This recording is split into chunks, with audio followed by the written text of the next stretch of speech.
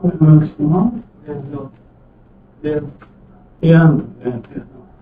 Eu ia perguntar, cadê o Pedro Bruno? Ele de prova hoje.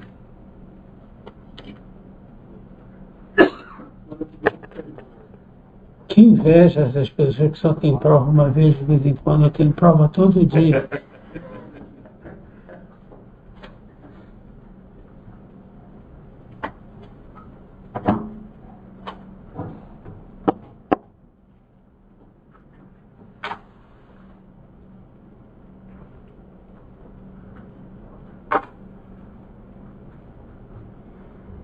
Chega desse assunto de Bruno Tolentino. Eu estou cansado desse sujeito, sabe? Eu convivi tanto com ele. Agora, em compensação, eu estou muito curioso sobre o que ele andou fazendo, sabe? Nesses últimos tempos, digamos, os últimos 50 anos, porque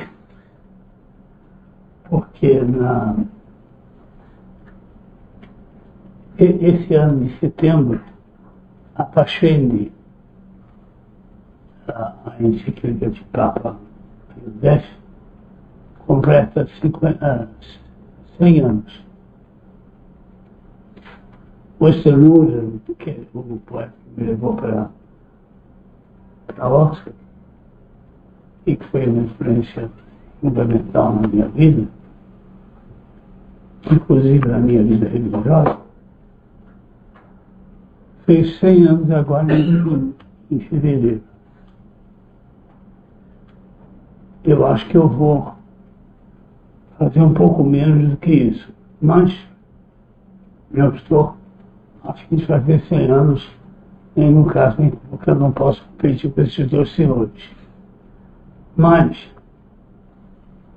em compensação, descobri, me lembrei, que por volta da mesma época em que você fez 100 anos, o meu primeiro poema foi escrito e publicado. Eu escrevia antes e escrevi depois, logo em seguida, naquele ano meio confuso de 57. Mas eu me lembro bem dessa ocasião, em 1927, em fevereiro de 57. Portanto, também completamos 50 anos. Eu sempre brincava muito comigo, sobretudo o professor Reale brincava muito comigo. Pois é, Tolentino, você chegou um ano atrasado. Está falando para quê? Não, é que o Machado nasceu em 1839 e você só nasceu em 1940. E o que isso quer dizer? Ele não, porque ele tinha essa ideia, que aliás ele declarou lá quando eu recebi o prêmio do centenário da Academia, que a obra de Machado para ele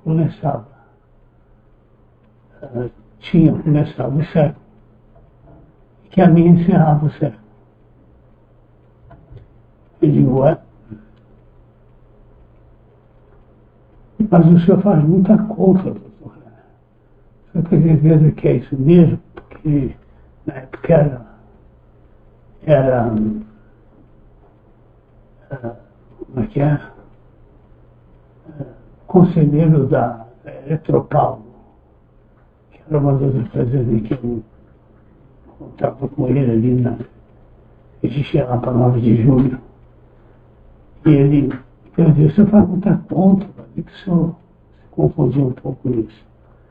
Mas ele achava que havia uma certa ciência dos números aí. Então, essa acusação de que eu cheguei atrasado me parecia meio engraçado. Mas, o fato é que depois eu fui dando conta de uma série de coisas. Em 1916, Machado escreve seu último poema, O Soneto a Carolina. Pois bem, foram exatamente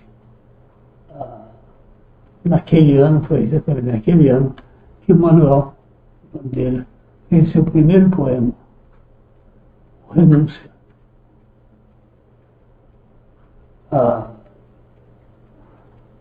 E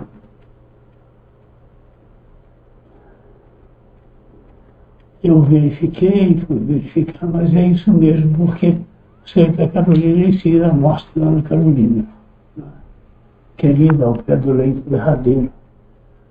E esse poema de Manuel chora de manso no íntimo, procura curtir sem queixa o mal que te crucia. O mundo é sem piedade até riria da tua inconsolável amargura. Isso foi quando ele percebeu, quando disseram a ele que ele estava com a tuberculose, que não havia nada fazendo ter que tocar um tango argentino, ficou tão famoso que era tão brasileiro. Mas então, doutor, não será possível tentar o pneumotórax? E segundo ele, o médico teria respondido: não, a única coisa a fazer é tocar o tango argentino. Bem, foi nesse ano que Manuel foi-lhe dado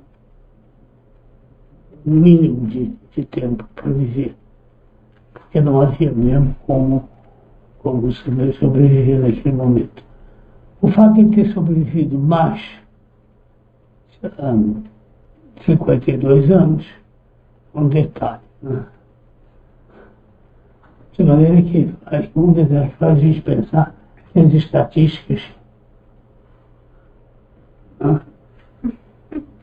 são meio materiais. Bom,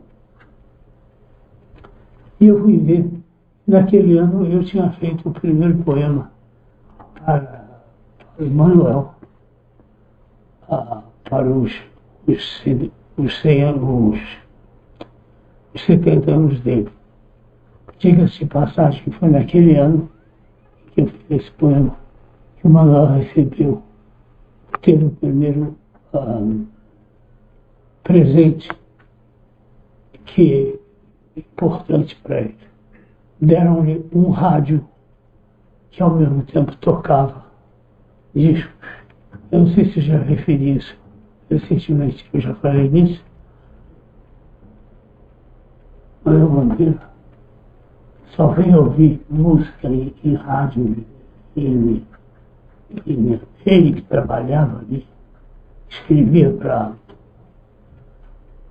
organizar os programas do Ministério da Educação, não tinha ninguém de um rádio, não ouvia aquilo. E ele não tocava discos em casa. Eu tinha como. Tenho aquele grande acontecimento. Eu tenho uma vitrola. E eu pensei que era virola, uma doença. Eu disse: o quê? Eu me lembro da vitrola, me pareceu uma doença. Eu não tenho uma doença chamada vitrola ou viriola, uma coisa assim.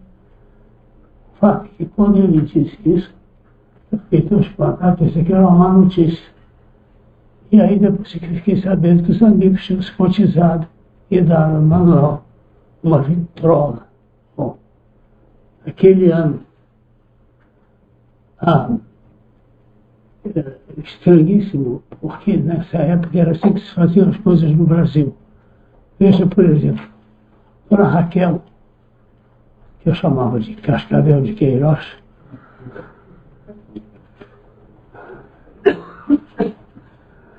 porque era uma língua pior que a do Urugu e a minha, complicadas uma pela outra. Só que ela era muito justa.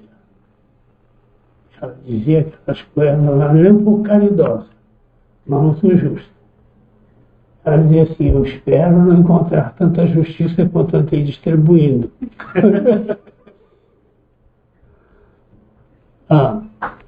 Bem, Dona Raquel, por exemplo, há um certo momento, quando um tio meu era ministro das Relações Exteriores, ou seja, José Carlos Macedo Soares, eles, portanto, já nos anos 40, resolveram que Dona Raquel nunca tinha ido à Europa. E que aquilo era um escândalo, uma mulher daquele nível, que nunca tinha ido à Europa. Mas como assim? Então o que fizeram? Note que o senhor era ministro das Relações Exteriores. E teria sido muito fácil organizar uma sinecura qualquer, alguma coisa, para 3 meses, nomear Dona Raquel alguma coisa em algum lugar onde fosse contínuo lá no canto. Né? Bom, o fato é que, sabe o que eles fizeram? Eles se cotizaram e mandaram Dona Raquel para a Europa com o dinheiro deles, não com o dinheiro do Estado. Que diferença, hein?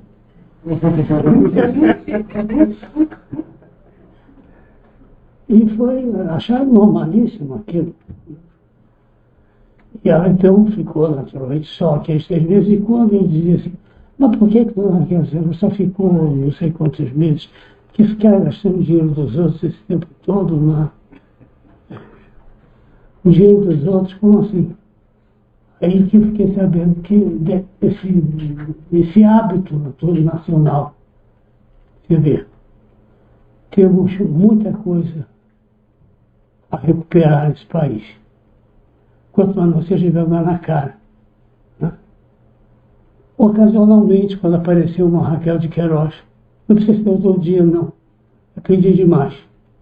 Mas, ela vai Dona Raquel para a Europa. Eu não me lembro quando, porque eu ainda era muito garoto. Mas que a Zilviana Ramos já tinha morrido. E, portanto, não estava muito doente, mas não tinha morrido, não. Jorge de Lima tinha morrido. Ele não. Eu situo, portanto, isso por volta de 1950, 51, 52. E deve ter sido governo Dutra mesmo, porque o meu tio foi ministro do presidente Dutra, né? De quem eles riam muito. Não sei se você... Não faz mal nenhum contar essas piadinhas, porque essas piadinhas são muito parecidas com o Brasil de então. Quando pouco antes disse que tinha vindo para cá, visita oficial, o Harry Truman, né, presidente dos Estados Unidos, e que ele teria dito, "How do you do, Truman?" E o presidente, "How do you do, Truman?"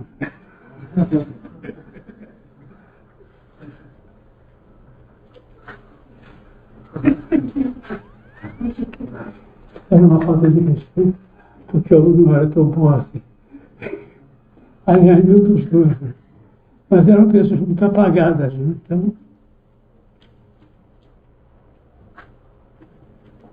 Então, essa questão das datas, né?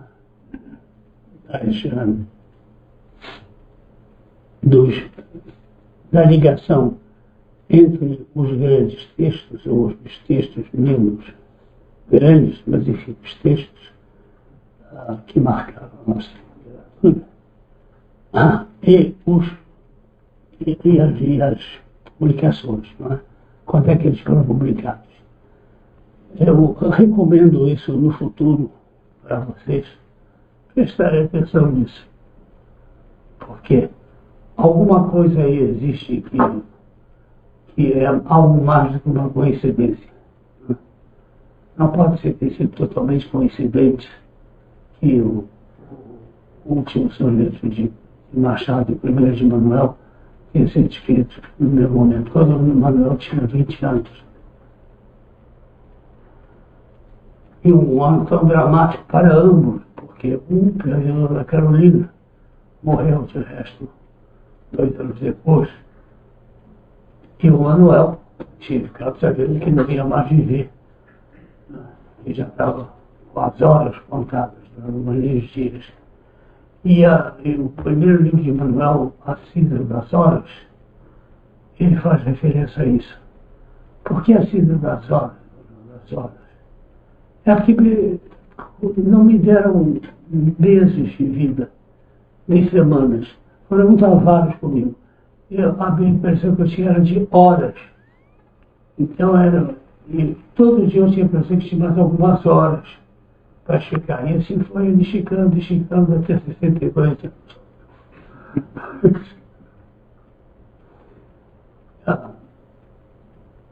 Bem, então, esses poemas que eu fiz em 1956 não tem interesse nenhum, a não ser o interesse da data, do momento, das coisas.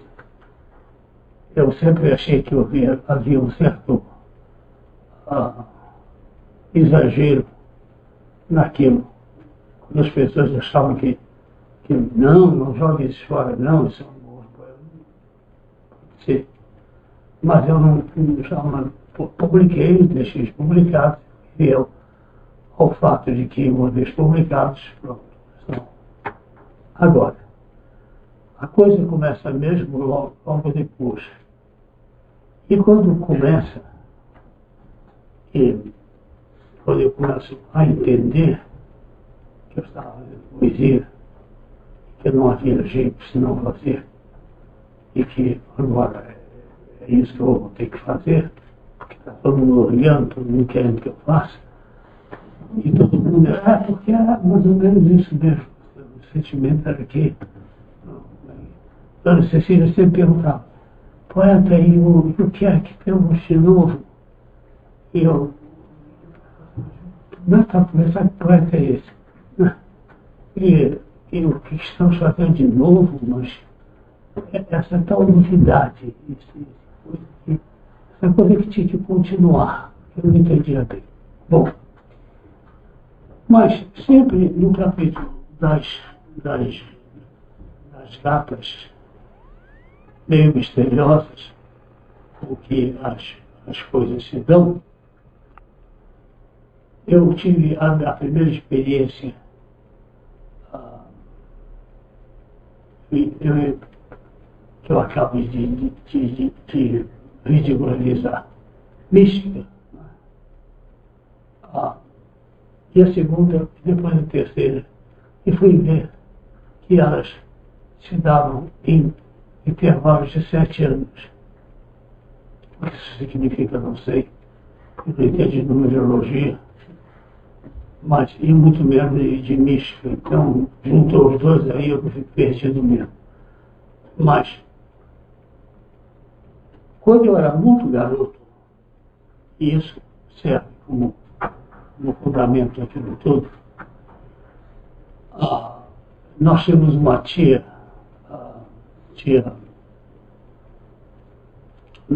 Leocadi, que tinha voltado da Bélgica. Ela ia se casar com um tio meu, e eles tinham ido para a Bélgica.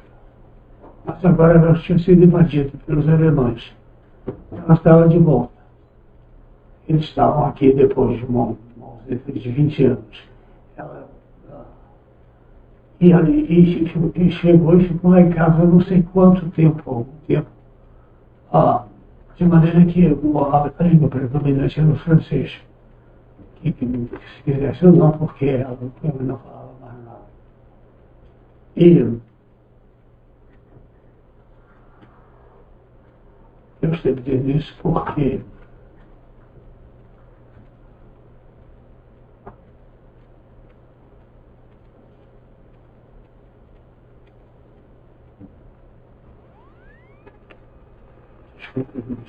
mística.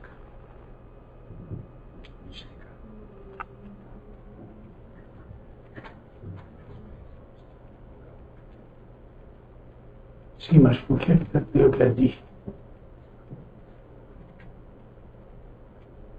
Ah, sim, claro. Então,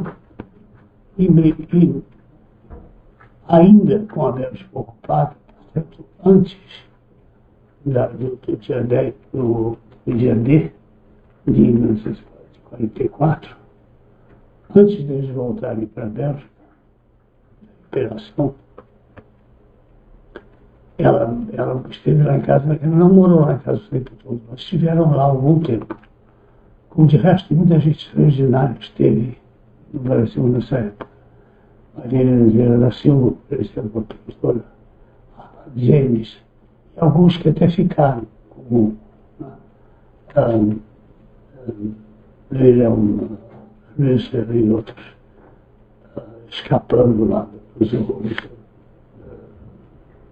europeus. Bem, ela tinha por hábito ir às ladarias de Maio.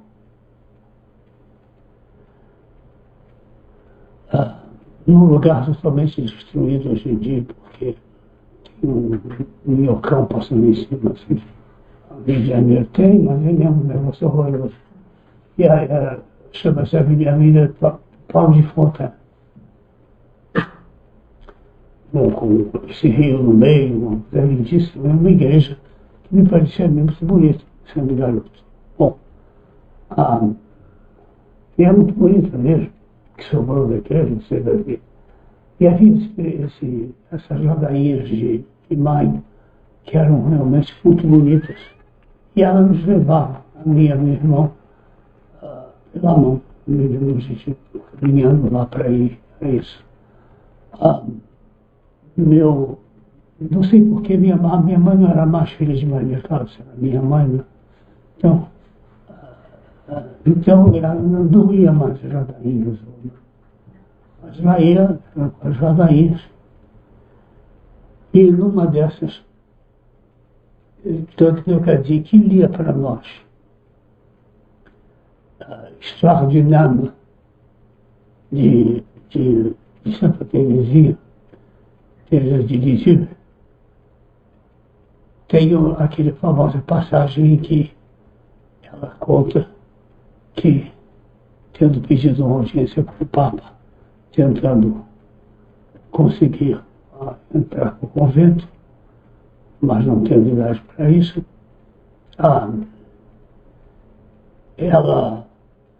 quando ela está fazendo uma oração do pedido disso, Virgem, ela olha para a estátua e a estátua sorri para ela. Bem, imagine vocês que Procó, que felicidade que Procó, não é? Agora entendi. Tanto Decadinho, numa dessas, nos leva lá e diz assim, mostra a estátua de Nossa Senhora das Graças, que estava nessa igreja, e diz assim,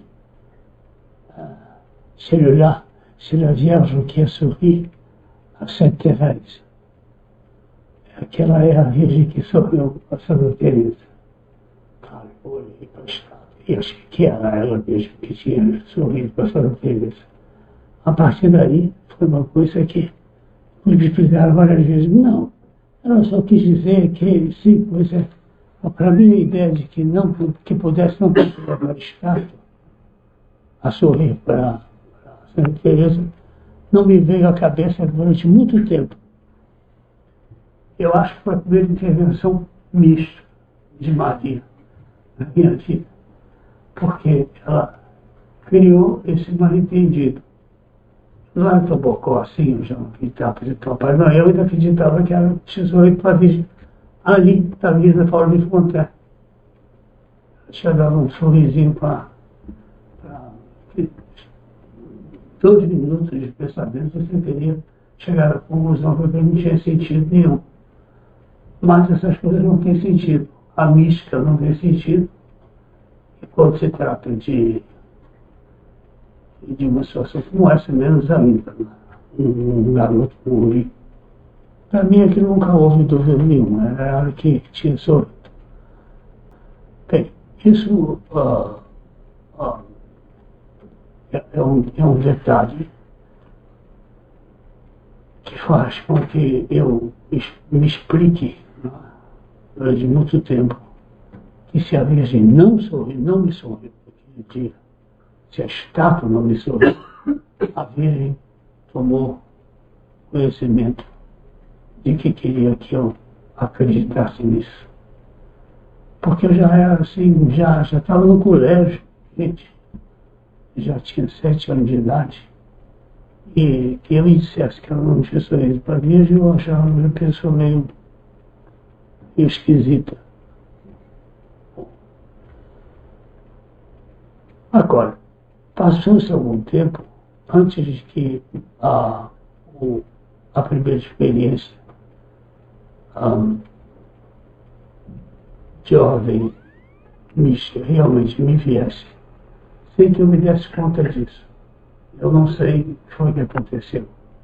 Não tenho a menor ideia disso. Mas,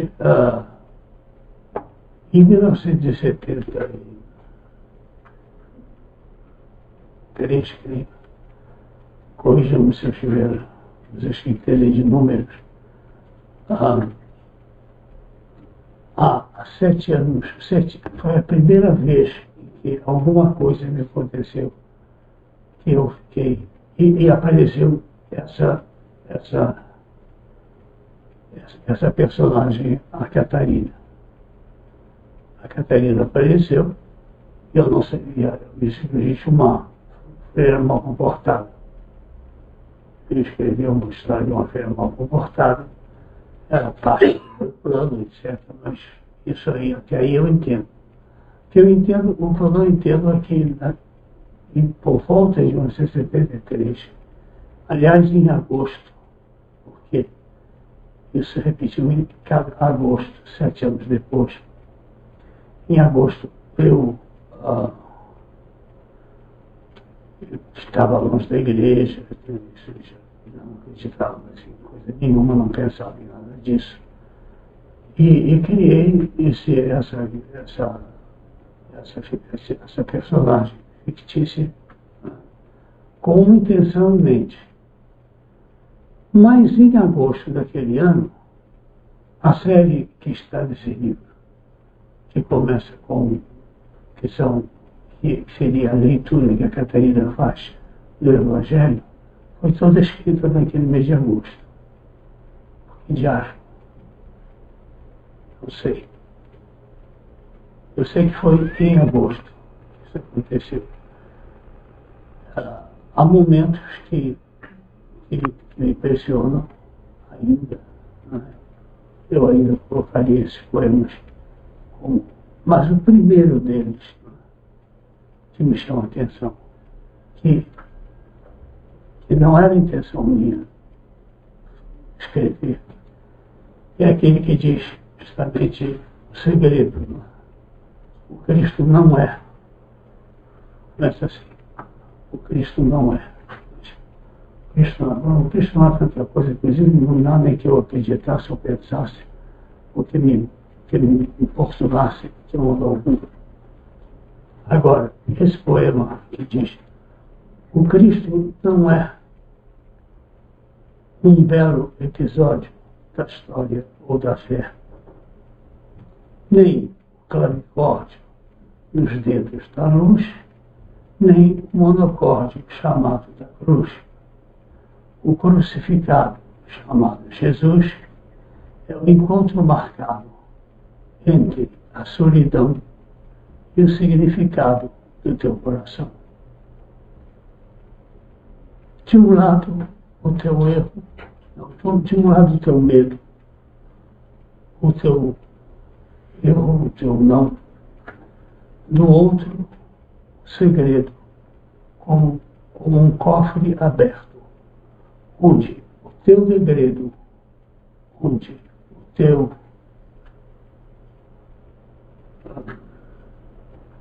de um lado o teu medo, o teu não, do outro segredo, como um cofre aberto, onde o teu segredo, onde o teu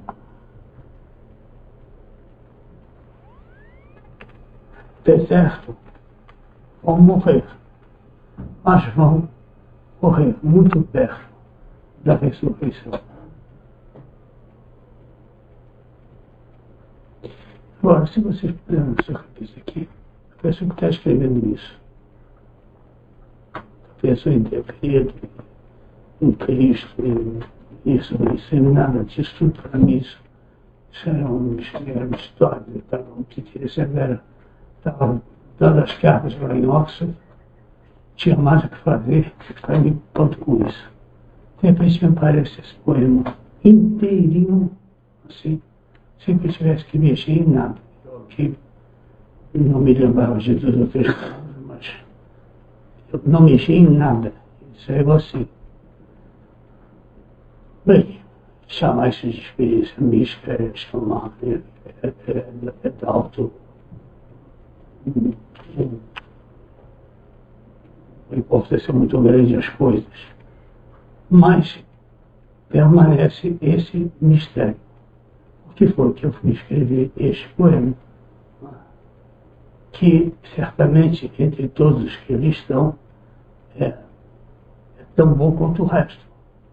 E está à altura dos outros, sendo que não é uma coisa artificial. Ele aparece assim como assim de repente.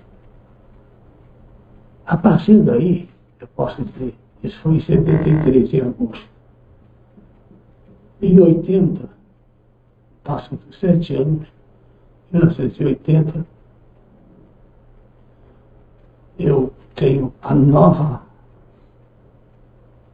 no sentido, mas já aí eu já sei o que está acontecendo. Eu não sabia em 83. Aquilo era um personagem que eu tinha inventado que tinha escrito aquele poema. Mas em 80 não. Já sou eu que estou escrevendo. E de maneira que a conotação religiosa cada vez mais marcada nesses poemas me deixa espantar, porque não era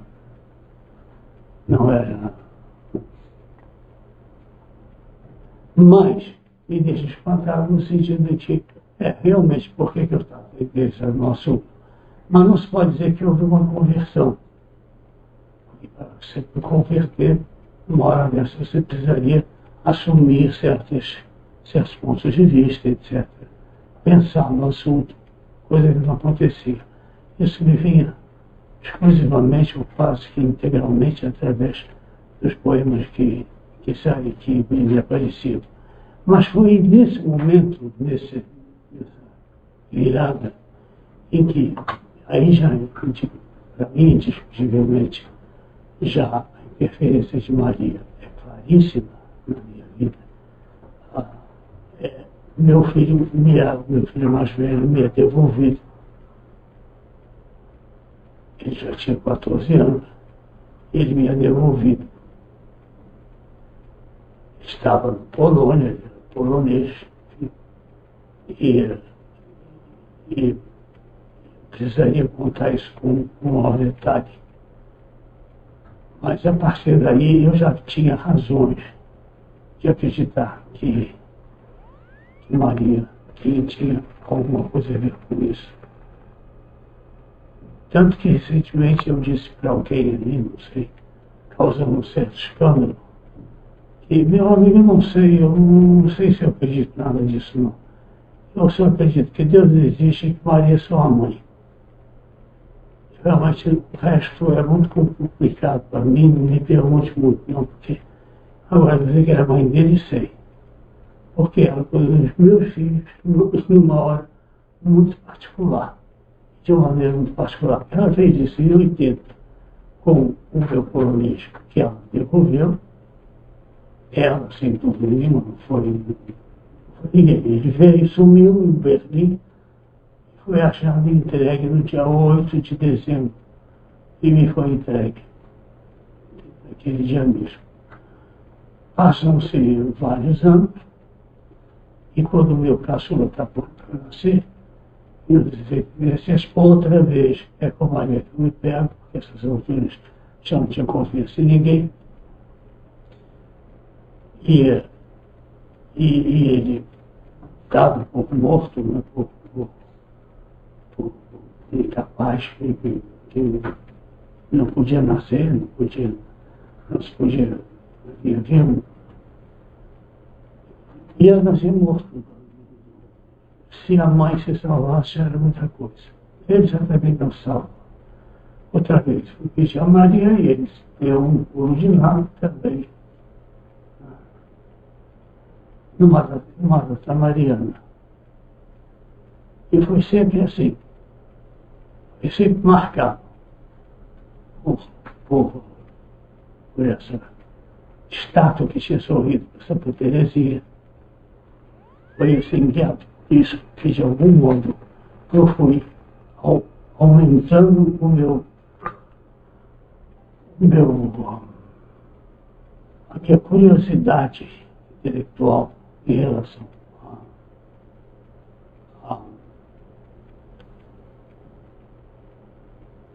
à religião. Porque a religião para mim era outro assunto, era uma coisa que você podia ocupar ou não ocupar, você podia estudar, você podia, enfim, não muito diferente do que se faz pelas poucas desse mundo. Era uma coisa que tinha sentido, mas nada daquilo me comovia particularmente. As interferências de Maria, de ordem mística, outra vez, vou dizer, corrigiam isso constantemente. Davam um sentido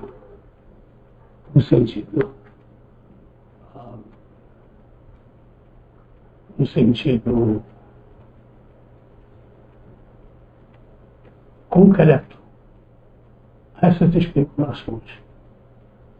Porque em Oxford se discutia muito de tudo isso. As melhores cabeças, né, tinham uma preocupação de ordem religiosa, até porque tinham que se definir. E todo mundo se define em Oxford de algum modo. O poeta que mais me impressionava, que era o Snowden, era um poeta religioso. E ninguém se referia a isso. Nós vamos ver isso, primeira coisa, na próximo encontro. Além do que, o melhor poeta inglês, o melhor escrevia em inglês, o melhor poeta vivo, esse ano já tinha morrido, ele morreu em 73, era Geoffrey Hill, continua sendo. E Geoffrey Hill é um poeta eminentemente religioso, aliás, praticamente não é outra coisa. É um dos mais incompreensíveis de todos, é um dos mais férteis, mas é, sobretudo, profundamente religioso. Até que parece não ter outra visão de mundo a não ser essa. Nós também vamos dar uma olhada nisso. É tão difícil, tem em inglês, que eu não tenho muita experiência de dar a vocês mais do que muito vaga de como é bom o que ele escreve. Né?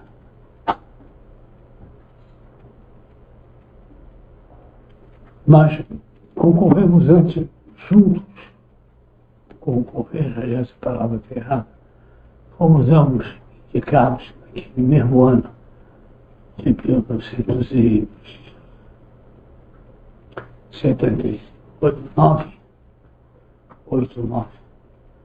para a medalha de ouro da rainha. E eu sempre achei um absurdo, porque como que eu concordo com o Geoffrey? Como é que me indicam uma vez? Estão malucos? O inglês agora acabou de doidar de vez.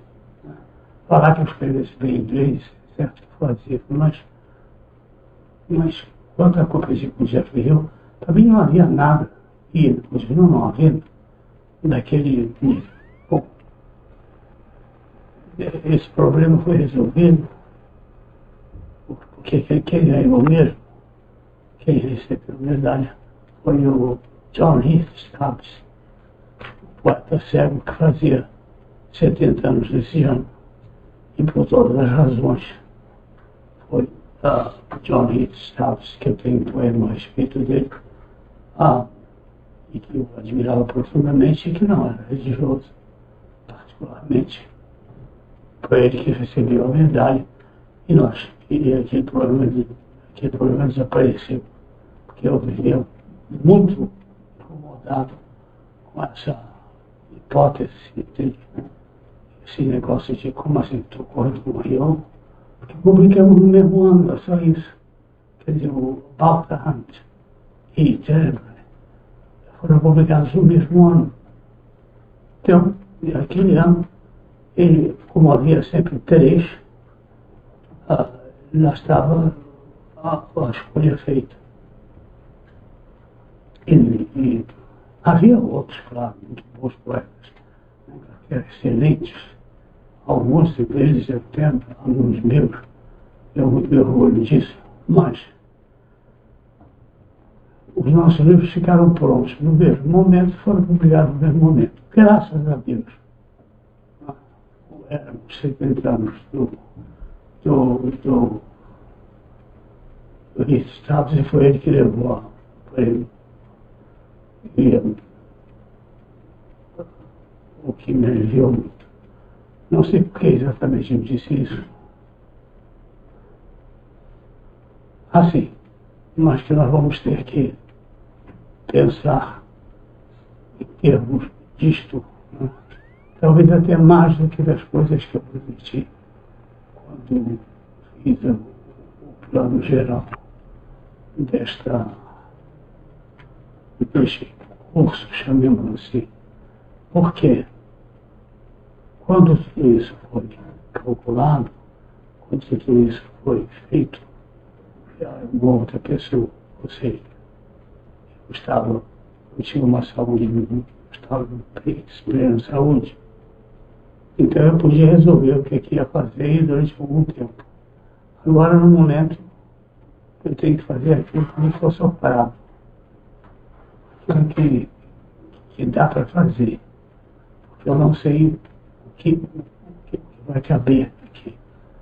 Nós podemos estar certos de que os temas que eu proponho ali e os temas que eu vou abordar aqui, basicamente o que é o mundo como ideia e a gravidade desse problema, né? Tudo isso se espelha nessa miríade de acontecimentos, de leituras. Recentemente, por exemplo, eu fui lá um livro, não sou nada de romances, mas um livro do Philip Roth, chamado The Dying Animal. The Dying Animal. Não sei nem como traduzir isso. Eu, na época, não me sentia nem muito animal, nem muito moribundo. Mas o animal moribundo seria a tradução disso. É mais ou menos o que aquilo é. Então, eu quando fiz esse plano, era uma pessoa bastante diferente. Podia calcular as coisas em termos de ser escritor. Agora eu digo, não posso, e graças a Deus não posso calcular nada. Porque tenho que prestar atenção apenas no essencial.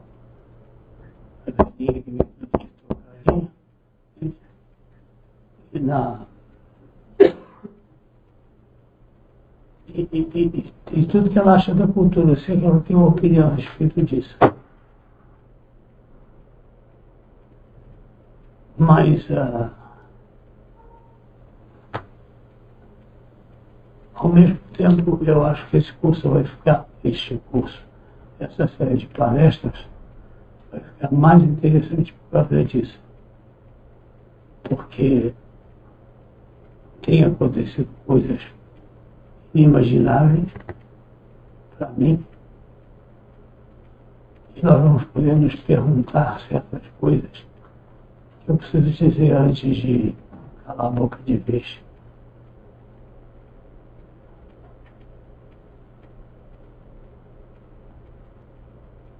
essas coisas que eu preciso dizer são cada vez mais claras para mim. Elas precisam ser ditas. Porque ninguém vai dizer. Se eu calar a boca agora, elas vão ficar sem. Elas vão ficar muito atrás do etanol. Na minha exceção de supermercado. Entende? E aí, no aumento do investimento, a queda do céu, enfim. E até há certas coisas aqui que vão ficar perdidas. Elas podem não ter interesse nenhum, tem importância nenhuma, mas elas têm uma razão de ser. Eu me lembro delas com muita clareza. Eu sei o que elas são. Elas me visitam o tempo todo. Então, eu não posso deixar de dizer. Posso muito bem deixar de dar aula, posso muito bem deixar de ensinar as pessoas a pensar, ou fazer isso, ou fazer aquilo, ou o significado que a poesia tem ou não tem, aqui ou na Inglaterra, ou seja onde for. Sei um monte de coisas que me perguntam para que serve. Mas nada disso precisa ir você parar para dirigir.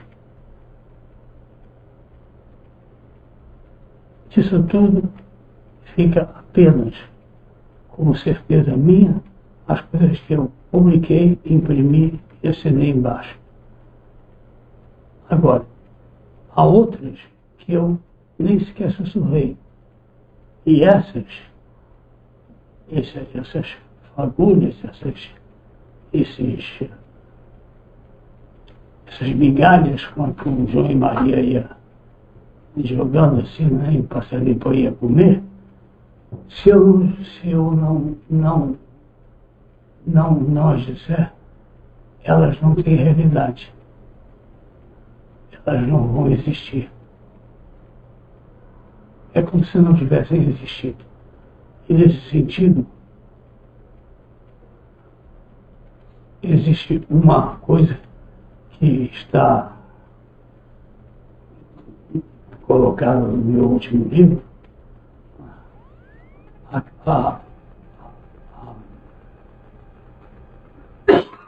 quando eu recordo de ter um particular episódio em Alexandria. Aquilo, eu digo, este episódio, isto aqui, existiu e aconteceu, e quem viu, viu. Quem não viu, não tornou impossível que isso existisse. Porque alguém viu isso. Aliás, muita gente estavam ali. E nós vamos falar disso também. O significado que a poesia dá a certas coisas. Uma velhinha que chegava, não sei nem se era uma velhinha, mas era uma senhora, chegava com um chapéu nesse bar, assim, tipo café, tipo confeitaria de luxo, e ela chegava com um chapéu de palha, assim, com as penas de pavão que ela tinha posto ali, fazia parte daquilo. Só que ela vinha se bomboleando, e aquelas penas iam caindo. E aquilo caía, assim, sumia. Assim. De vez em quando o pessoal ria, e perdeu mais uma, etc. Igualzinho a vida, igualzinho. E um dia, coitada, ela chega em toda a sua glória, né? Com suas miçangas, aquela coisa toda, e está ali nessa mesa, esse senhor, esse cavalheiro, está sentado também ao lado, não sei se na mesma mesa, na mesa ao lado, não me lembro bem. Eu sei que, de repente, o vaso, aquelas rosinhas tão bonitinhas, que estão derramadas aquilo tudo cai em cima da bolsa da coitada. Ela fica toda manchada com aquela água. Aquele desastre. Aquilo foi o princípio da questão do Oriente Médio. Foi um negócio. Ninguém mais sabe onde ele pôde, olha, meu Deus, mas logo ali, logo com ela. Não obstante isso aconteceu, eu vi, nós vimos os que estávamos ali. E isso nunca mais deixou de ser. Eu faço toda uma meditação sobre isso. Em seguida, que nós vamos ver também onde isso dá mais sentido do que seja poesia e do que seja o mistério da vida, do que muitas outras coisas, inclusive inteligentíssimas, que outras foram escritas, que sabe até toda a obra de Jeffrey Hill. Eu me lembro que eu escrevi para ele na época, dizendo, imagina, acontece isso assim. Estava eu lá, vendo esse negócio, e ele disse assim, era isso que eu queria dizer. Um dia estava assim, quando eu falei aqui que você pensou que história era essa? Porque todos vimos alguma coisa assim, que fixa o mistério da poesia e da vida e amarra numa coisa só. E daí nasce o poema. E como ele é único, né, a falar dessas coisas, ele disse isso e eu fiquei perplexo. Depois perguntei a ele, mas o que você quis dizer com isso? Ele disse, olha, eu não sei dizer melhor. Eu realmente não acabei de entender, mas é isso aí mesmo. Essas coisas, se eu não contar para vocês, nada disso vai ter sentido nenhum. A galinha não quer perder das plumas, a rosinha não ser um velho por lá, e isso tudo acaba como meditação de Santo Agostinho. Sobre Santo Agostinho, quando ele fala da chegada a Cartago e do que é o prazer. Bem, se vocês tiverem paciência, eu preciso ver. Muito obrigado.